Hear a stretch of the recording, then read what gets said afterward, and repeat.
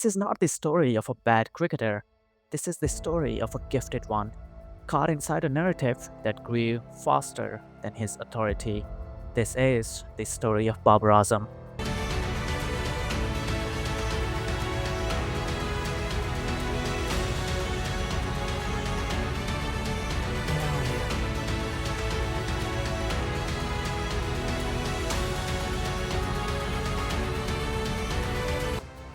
Well, there was a moment when Babar Azam felt inevitable. His cover drives were clean, his balance almost classical, his numbers steady enough to silence early doubts.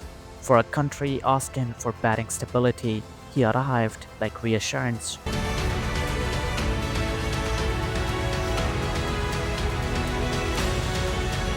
And very quickly, that reassurance turned into celebration, and celebration turned into branding, and branding turned into coronation. Before the great away series, before defining captaincy moments, and before battles that leave scars, the word king entered the conversations, not from opponents, not from dressing rooms across the world, but from younger fans who saw consistency and mistook that consistency for dominance. And that distinction matters more than people realize.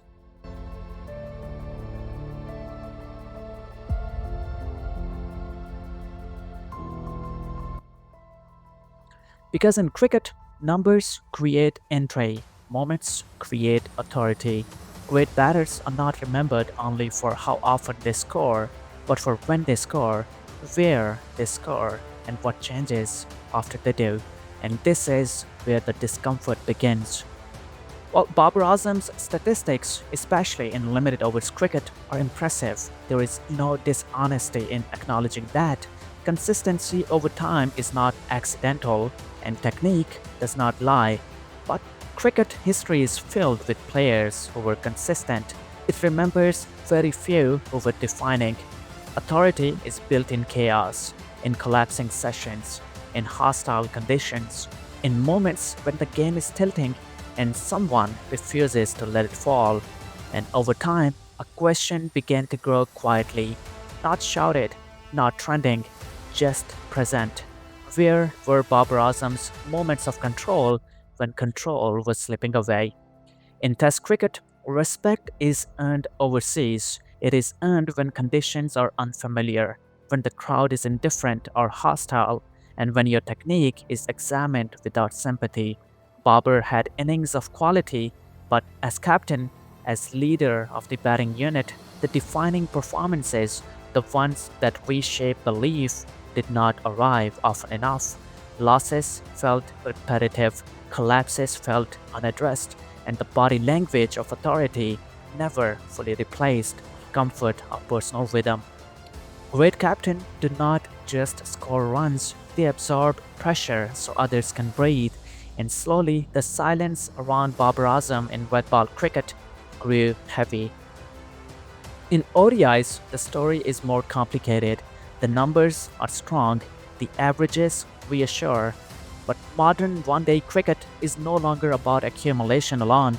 It is about pacing an innings while controlling a chase, about knowing when stability becomes stagnation, about accelerating not just the scoreboard, but belief. Too often, Babar's best innings felt isolated rather than transformative. They were good knocks in losing causes or controlled efforts that did not fully dictate the outcomes. And that is a cruel place for a batter to live in, respected for skill, questioned for impact. In T20I cricket, the gap became impossible to ignore. Modern T20 batting does not wait for rhythm, it creates the rhythm. The world moved towards intent, risk, and adaptability, and Babar Azam, for all his elegance, often looked like a man negotiating a format that refused to slow down for him.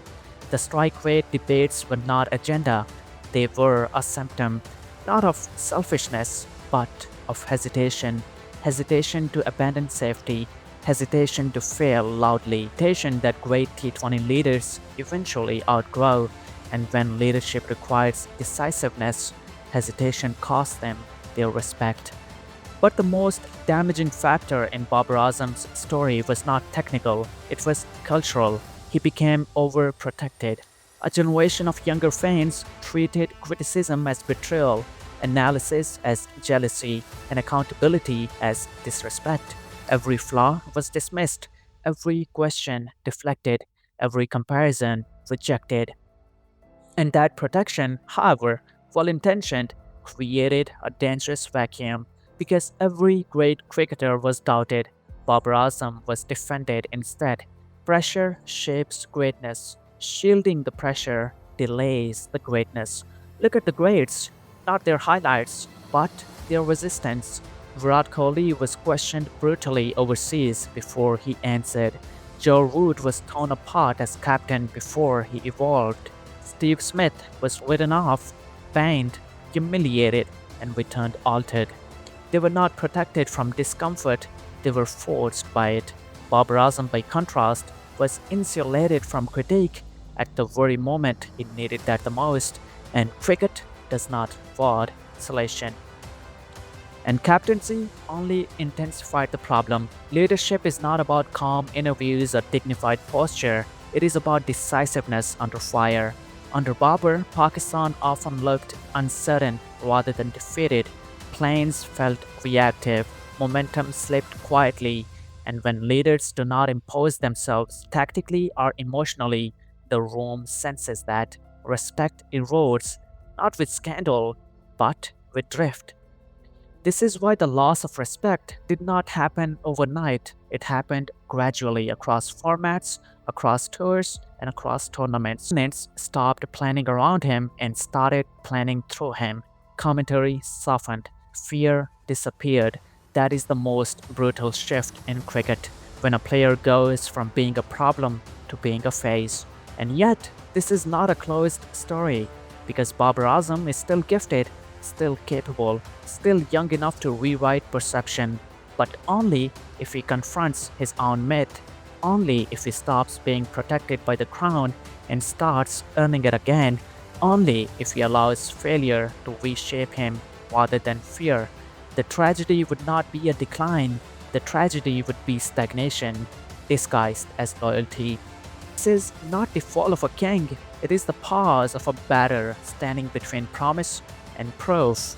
Cricket does not need Babar Azam to be crowned, it needs him to fight, and until he does, the applause will remain louder than the respect, and that is the loneliest place a great player can stand in. Thank you so much for watching. I'll see you in the next one. Until then, peace.